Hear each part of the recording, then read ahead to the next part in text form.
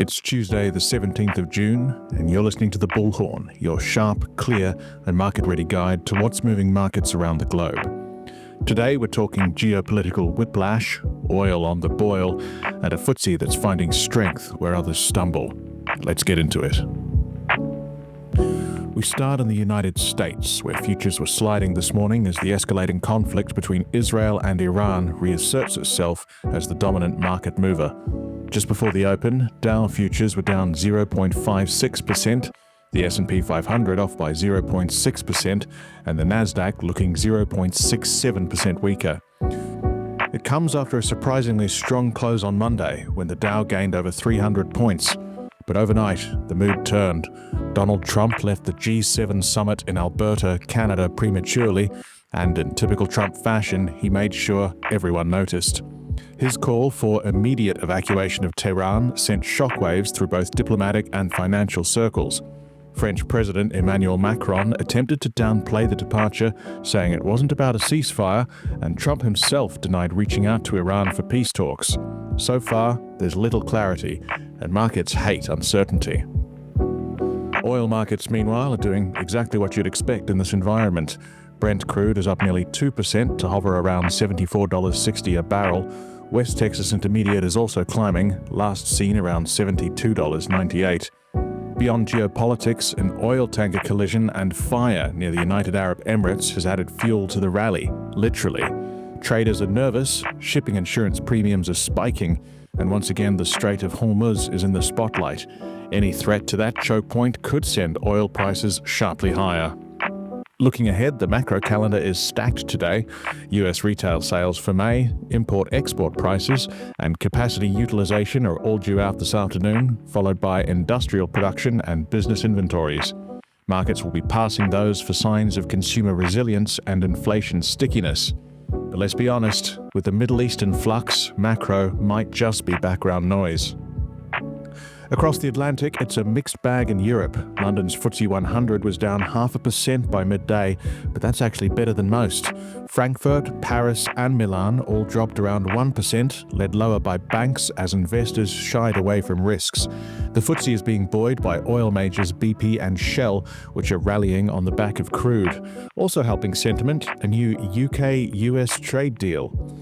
That's right, in a rare bit of international cooperation, Trump and new UK Prime Minister Keir Starmer signed off a deal on the sidelines of the G7. Key points: UK auto exports to the US will face a 10% tariff, aerospace will dodge duties altogether, though British steel and aluminium are still getting hit with 25% levies. There's hope a quota system might ease that, but for now, the metal sector remains under pressure.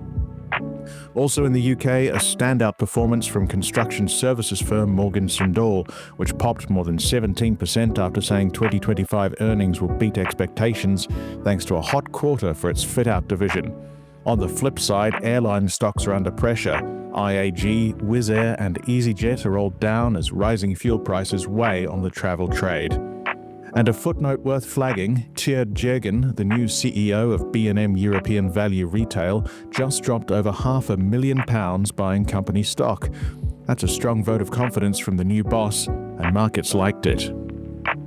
In the broader Eurozone, sentiment is decidedly risk-off. The pan-European Stoxx 600 dropped nearly 1% by lunchtime, with banks leading the losses. Deutsche Bank, SocGen, BNP Paribas, all in the red. Even Kering, which had been flying on CEO rumours, took a breather. But it's not all doom and gloom. In Germany, investor sentiment jumped sharply. The ZEW survey surged to 47.5 in June, smashing forecasts and pointing to renewed optimism as government finances improve and rate cuts inch closer. That's the silver lining today. Now let's talk Asia, where markets were mixed overnight. Tokyo's Nikkei rose 0.6%, powered by tech and theme park operator Oriental Land. Disneyland Tokyo, anyone? While China struggled, with telecoms and biopharma dragging indices lower in Shanghai and Hong Kong. Japan's central bank held rates steady at 0.5% as expected, but also announced plans to slow its bond buying from next April. That cautious tapering reflects a recovering economy, but also nerves about global instability. Speaking of nerves, Trump and Japanese Prime Minister Shigeru Ishiba failed to clinch a trade deal, meaning a July deadline looms, and Japanese exporters facing potential tariff hikes. Elsewhere in Asia, Korea's Kospi climbed on strong showings in material and industrials. Australia drifted slightly lower, and Singapore surprised markets with a 3.5% drop in non-oil exports for May. That's a nasty miss against expectations for 8% growth and the biggest fall since late last year. Petrochemical and machinery exports were the main culprits.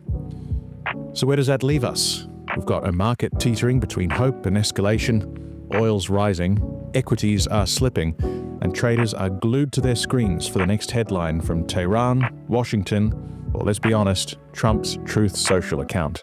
For now, risk off is the mood, but any sign of diplomacy could swing sentiment fast.